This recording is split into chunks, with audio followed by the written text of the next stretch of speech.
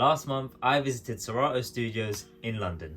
Did you say Serato, the world's best DJ software? Yes, that's the one.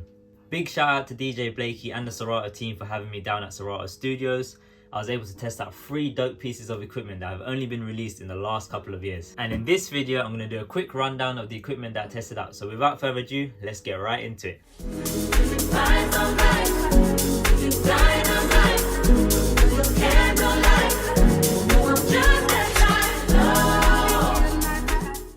Welcome back to my channel, DJ Arians here, and we are back on YouTube. Before we get into the video, please do hit that subscribe button for more DJing content, tutorials and behind the scene action.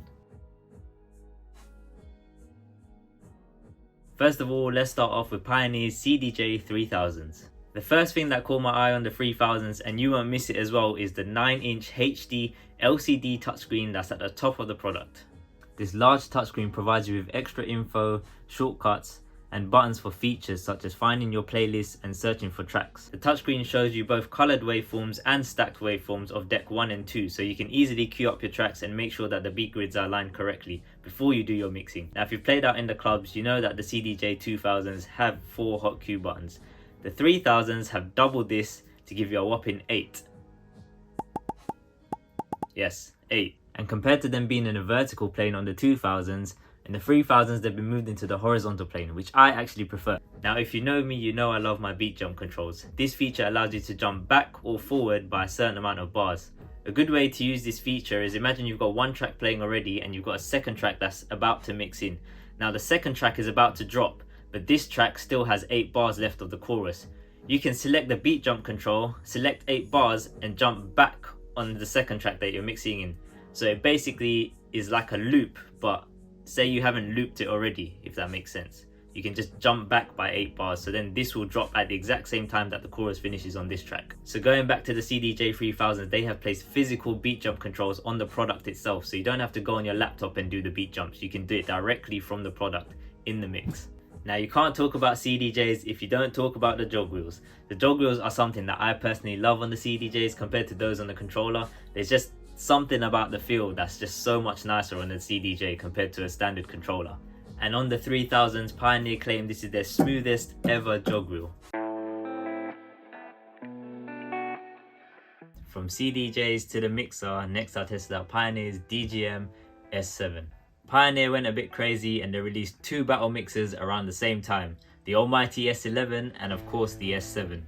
The S7 comes in slightly cheaper and has a few less features than the S11, but it's still a dope piece of kit if you're on a tighter budget.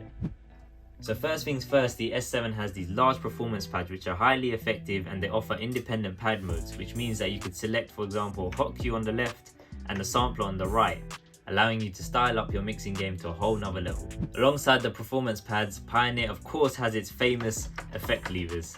With 22 built-in effects that have been brought over from the S11, as well as additional abilities to add in Serato and record box effects, these paddles give you a whole new flair to creative mixing. So what's new on the S7? The Bluetooth button on the side of the mixer. This allows you to connect your phone or any other Bluetooth device directly to the mixer, so you can easily drop in sounds, mixes or any other audio that you may need. This feature came in really handy to me at a gig. I wasn't able to connect my Serato directly to the mixer, so I was able to connect my phone via Bluetooth to the mixer and play a mix while I sorted out the problem. This allowed me to keep the music going while I solved the problem and no one even knew. Now let's talk about the faders. A lot of people complain that the faders on the S7 are a bit more plasticky compared to the premium ones you get on the S9 and the S11. And I have to agree, they do feel slightly cheaper, but they still do the job and I personally like them. And they are still Magwell Fader Pros, which are a great brand regardless of this. We've talked a lot about Pioneer, so now let's jump to the next piece of dope kit that I tested out, the Rane Ones. A controller with motorized platters. Yes indeed, who wouldn't want to test that out? The Rane Ones are a dope piece of kit and I really wanted to find out the difference in feel that the 7.2 inch platters may have from the Rane 12s. And it's fair to say they're pretty much the same. They're really slick, they're really smooth, and they do the job. They have the same pad features as most controllers, from hot cues to loops and samples. However, compared to Pioneer, I have to say I wasn't a big fan of the performance pads on the Ranes. This is simply because they have a slight clickiness to them. Now what does clickiness mean? They basically feel like you're pressing the button even though they don't actually physically click. Almost reminded me of my first controller, the Pioneer DDJ SB2. DJs, if you own an SB2 or you ever have owned an SB2, let me know in the comments. You know what I'm talking about. Now I have to say that was just a personal preference. Regardless of this, they are still very responsive performance pads. The motorized platters on the Rane Ones are a key element, but they do add significant amount of weight to the overall product. So just bear this in mind, especially if you're putting it in a flight case, because you're either going to have a gym workout right there or you're going to get a sore back.